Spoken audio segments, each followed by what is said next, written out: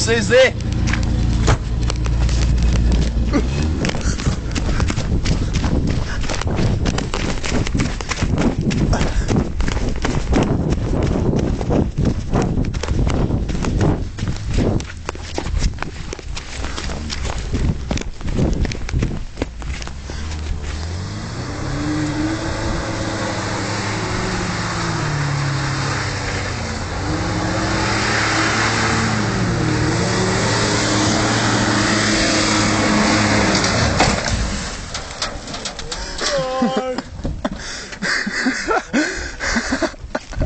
No!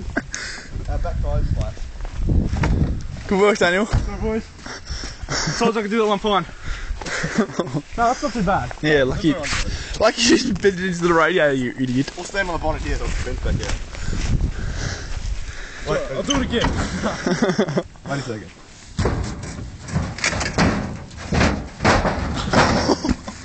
Oh, hang on. Has to come off, mate.